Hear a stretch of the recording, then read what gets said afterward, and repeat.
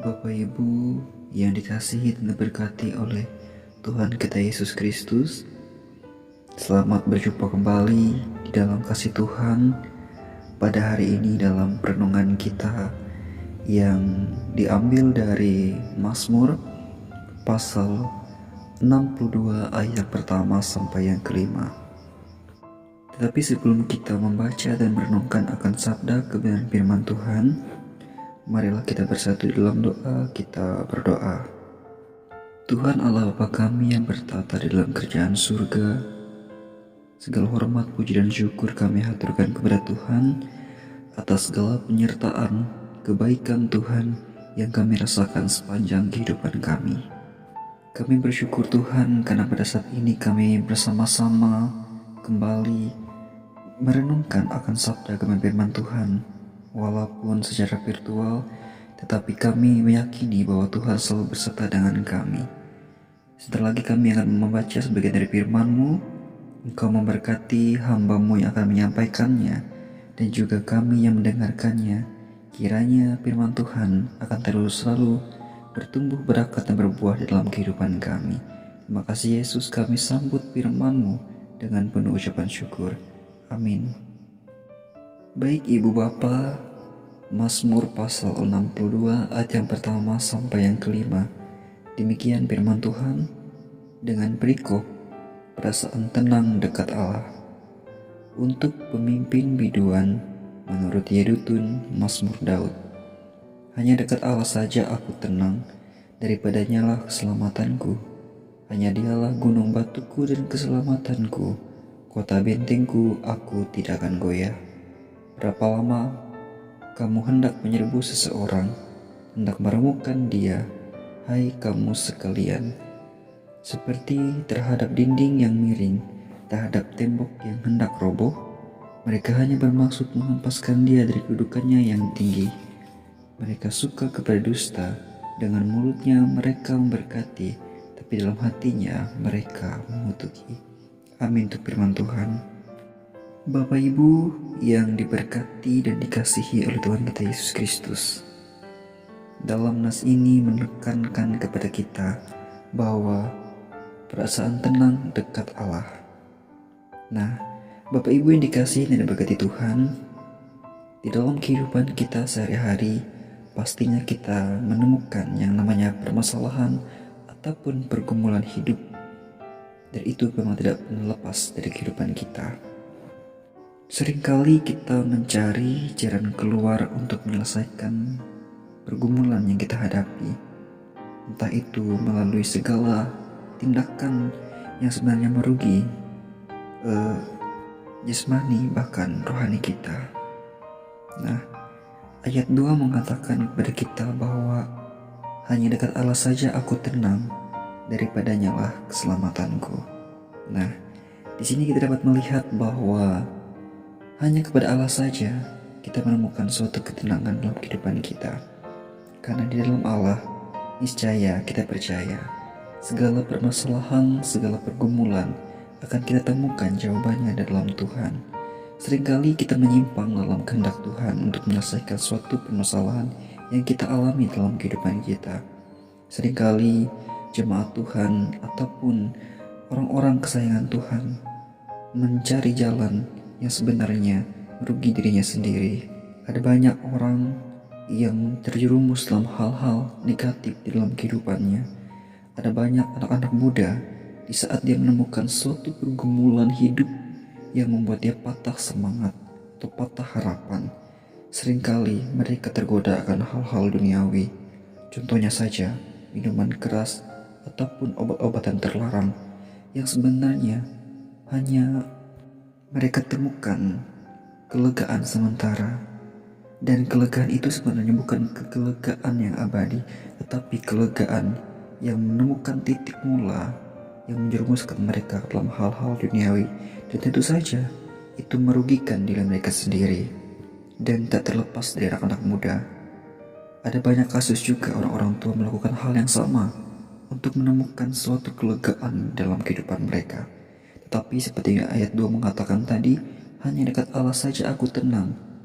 Di sini bukan hanya aku, tetapi dalam mencakup arti luas, yaitu kalau kita berserah kepada Tuhan, niscaya kita akan menemukan jalan terbaik dalam setiap permasalahan kita.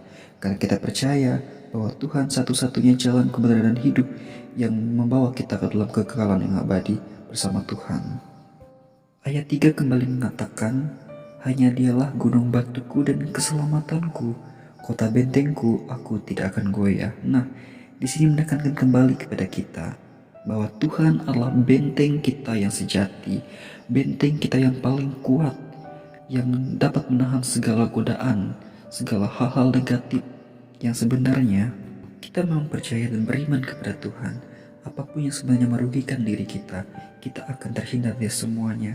Entah itu godaan duniawi, apapun godaan yang lain yang dapat menjerumuskan kita ke dalam hal-hal negatif. Karena kita percaya di saat kita berpegang teguh kepada Tuhan, dialah gunung batu dan benteng kita, dan kita akan terlindung dari hal-hal yang merugi diri kita sendiri. Ayat yang kelima mengatakan kembali kepada kita bahwa mereka hanya bermaksud menghempaskan dia dari kedudukannya yang tinggi. Mereka suka kepada dusta, dengan mulutnya mereka memberkati, tapi dalam hatinya mereka mengutuki. Nah, pada ayat kelima ini seringkali kita melihat contoh beberapa pribadi orang di sekitar kita.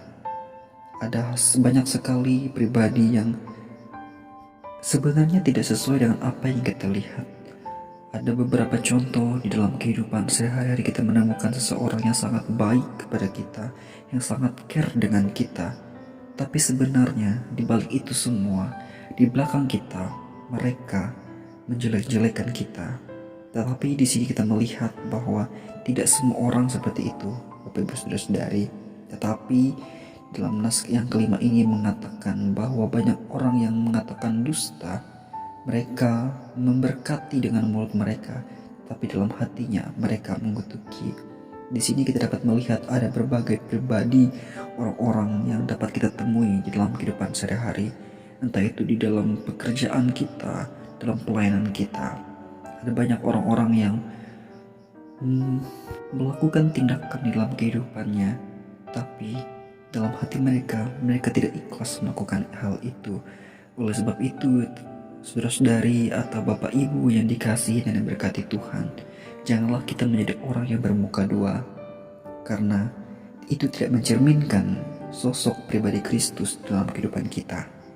Karena Kristus mengajarkan kepada kita harus memiliki hati yang tulus, hati yang rela berkorban, hati yang rela menolong sesama. Jangan sampai kita menjadi orang yang bermuka dua, dengan mulut kita sangat memberkati, tapi pribadi dan hati kita tidak sesuai dengan apa yang kita katakan. Dan itu sama artinya kita membohongi diri kita sendiri. Ada satu kata yang saya temukan waktu saya kuliah. Contohnya, ada seorang hamba Tuhan yang mengatakan bahwa janganlah kita menjadi kenek angkot atau kenek kereta. Karena mereka hanya mengajak banyak orang untuk masuk dalam kereta, tapi mereka sendiri memperhatikan diri mereka yang ada di depan pintu bis atau pintu angkot yang sebenarnya membahayakan diri mereka. Sedangkan orang-orang yang masuk dalam angkot atau kereta tersebut duduk dengan aman, duduk dengan santai, dan merasakan kenyamanan yang luar biasa. Nah, oleh sebab itu janganlah kita menjadi orang yang pandai berkata-kata, pandai membawa orang ke dalam hal-hal yang baik, tapi diri kita sendiri belum tentu bisa melakukannya. Oleh sebab itu firman Tuhan mengatakan kita harus memiliki iman yang kuat dan juga harus memiliki hikmat yang kuat. Iman tanpa hikmat sebenarnya sama saja bohong. Karena kita meyakini, di saat kita meyakini hal itu akan dapat kita lakukan, tetapi kita tidak berhikmat, maka hal yang dapat kita lakukan itu akan mencelakai diri kita sendiri. Nah, Bapak Ibu, saudara-saudari yang dikasihi Tuhan, marilah kita menjadi orang yang memiliki hati yang sungguh, hati yang rela berkorban. Cerminkanlah kasih Kristus di dalam kehidupan kita, sehingga kita menjadi contoh dan teladan dimanapun kita berada, dan menjadi saksi Kristus yang Kristus percayakan ke dalam diri kita untuk mewartakan firman dan membawa banyak jiwa-jiwa yang percaya kepadanya. Tuhan Yesus memberkati kita semua. Amin untuk firman Tuhan. Marilah kita berdoa. Terima kasih Tuhan atas firman yang telah kami dengar pada saat ini.